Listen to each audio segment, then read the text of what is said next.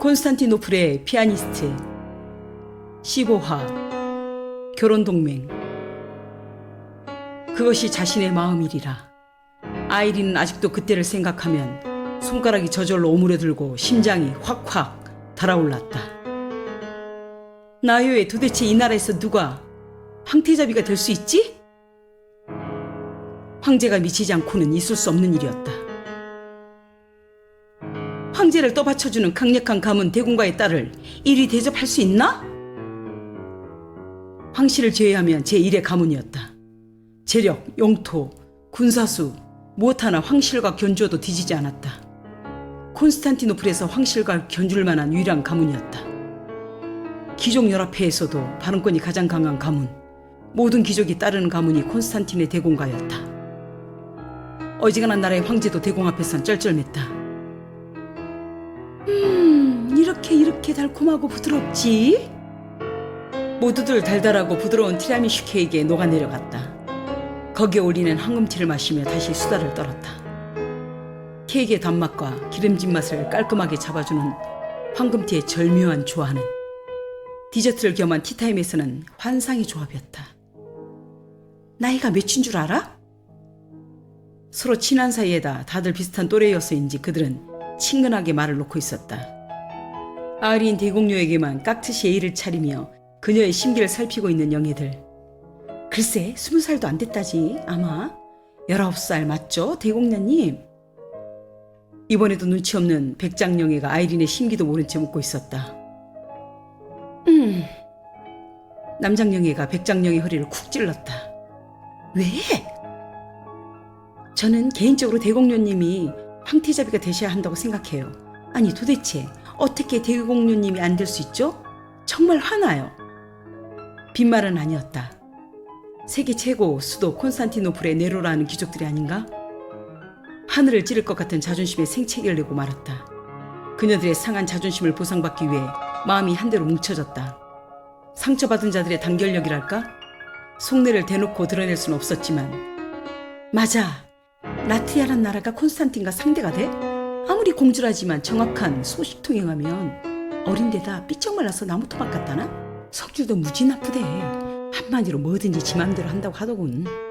다들 신이 나서 떠들었다. 비슷한 또래 여자들에겐 질투심과 부러움을 일으키게 하는 대상을 뒤에서 흉보는 일만큼 쾌감과 단결력을 불러오는 일도 없을 것이다. 궁중 모임이나 사교 모임에서 주구장창 만나는 그녀들에겐 더욱 그랬다. 그녀들은 결혼 정년기를 맞이하고 있었다. 비록 황태자비를 꿈꿀 수는 없어도 시샘과 질투는 할 수 있었고 한 나라의 공주라는 것 외엔 자신보다 잘난 것 없는 어린 공주를 와인의 치즈처럼 안주거리 삼아 마음껏 씹어댈 수는 있었다. 기회만 된다면 심심풀이로 마음껏 흉을 본들 누가 뭐라 할 사람도 없었다.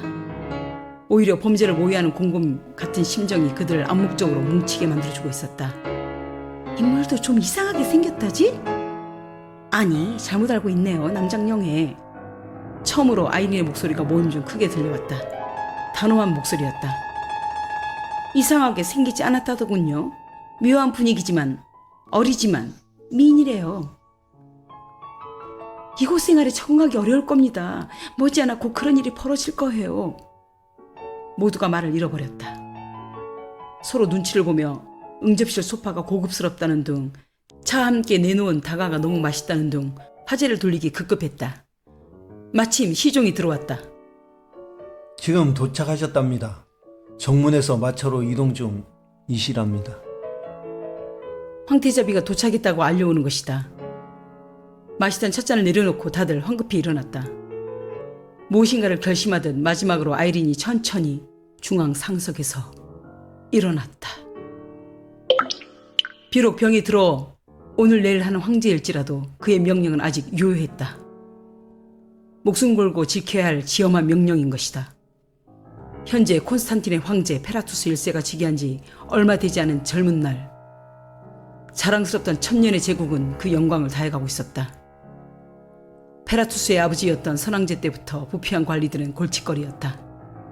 거기다 방만한 재정 집행이 더해져 천년을 지탱해온 제국이 쇠락해 가는데 가속을 붙였다.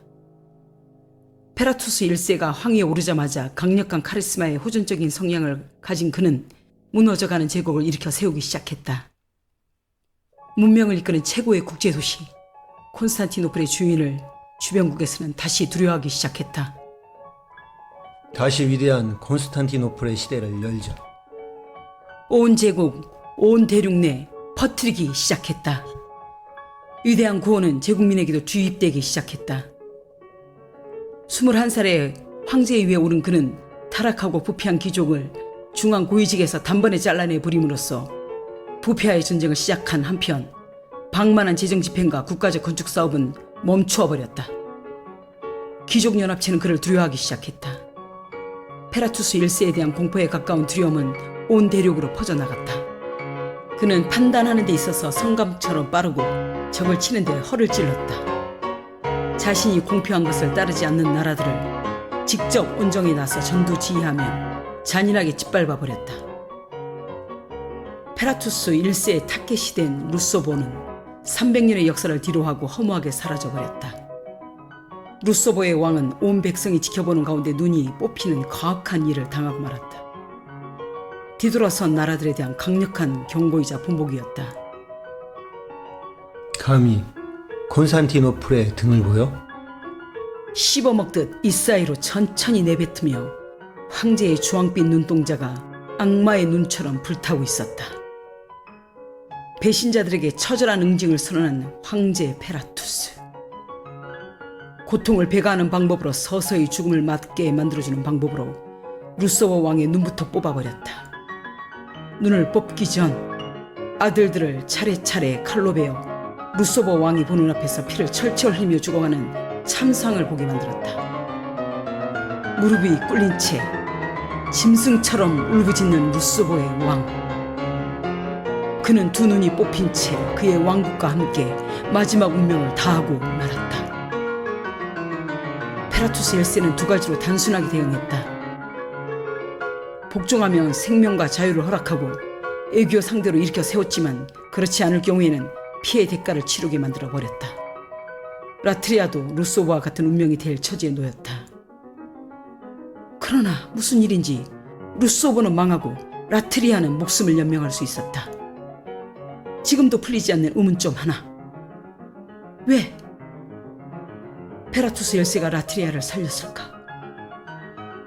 14년 전 황제의 명령으로 첫 원정을 나간 20살의 마커스와 14년이란 세월이 흐른 지금 30대의 마커스는 의문을 풀 수 없었다.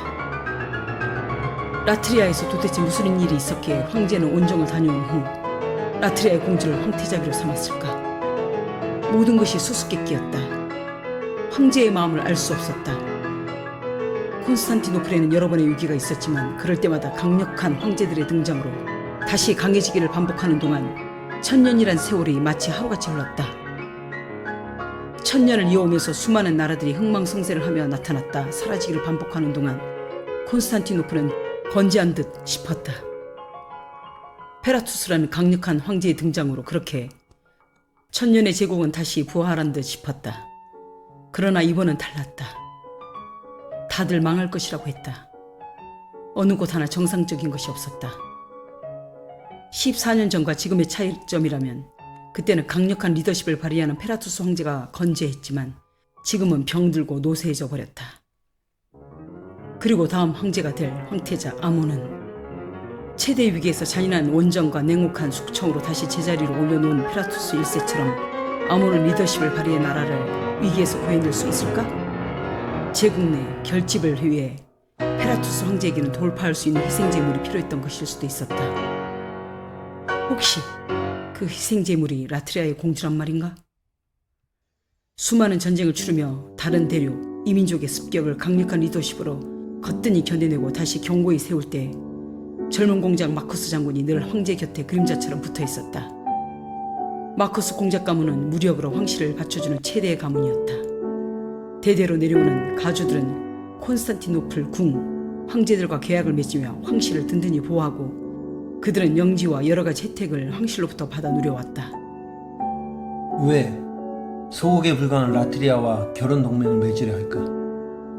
마커스 장군은 다시 한번 고개를 쳐드는 의문점을 애써 지우려 머리를 흔들었다. 배를 벗은 라트리아 공주가 사람들을 이끌고 걸어오고 있다. 저기 봐. 황태자비가 왔어. 기다리고 있던 사람들 사이에서 말소리가 들리기 시작했다. 전체 콘스탄티노플 병력을 움직이는 장군답게 단단한 육체가 느릿하게 뒤돌아 걸어오고 있는 공주를 바라봤다. 유난히 검은 눈동자가 서서히 지고 있는 태양을 받아 긴 여운을 남기고 있었다.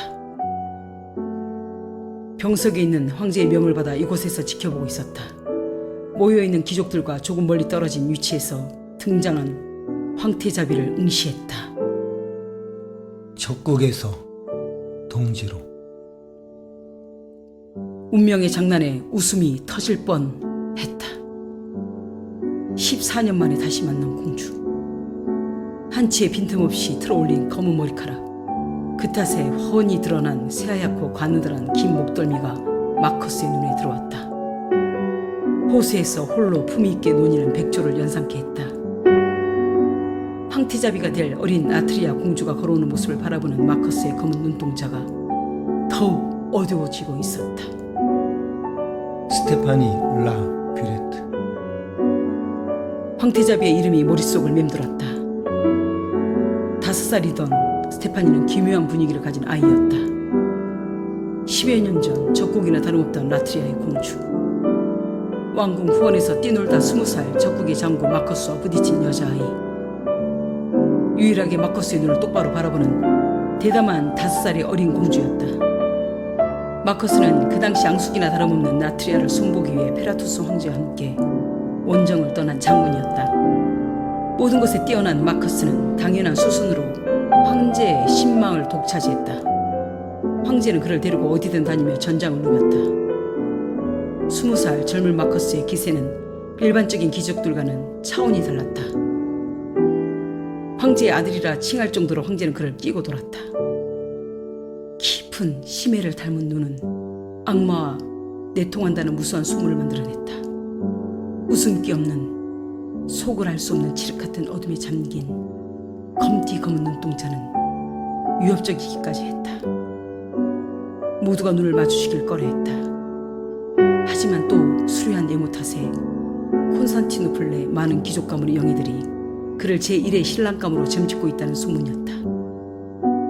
그저 그들의 두려움이 빚어내고 창조해낸 하나의 소문일 뿐이지만 마커스는 그들이 마음대로 떠들도록 그저 내버려 두었다. 너무나 당당하게. 그 어떤 왕국의 고위직도 콘스탄티노플이라는 이름 앞에서 주눅들지 않고서는 통과할 수 없었다. 근데 저 라트리아 공주는 모든 귀족들이 잡아먹을 듯이 지켜보는 가운데 저리도 당당하게 들어오는 19살의 공주라니. 전장을 누빈 지도 10여 년, 어떤 적국의 장수들도 저리 대담하지 않았다. 콘스탄티노플이라는 유력적인 기세에 전혀 유축된 얼굴이 아니었다. 마커스는 스테파니 공주에게서 시선을 떼지 않았다. 공주를 잘 감시해야 해. 내 목숨을 다하기 전 은밀하게 데리고 오도록. 황제는 기운이 다한 쉰 목소리로 힘없이 당부하고 있었다.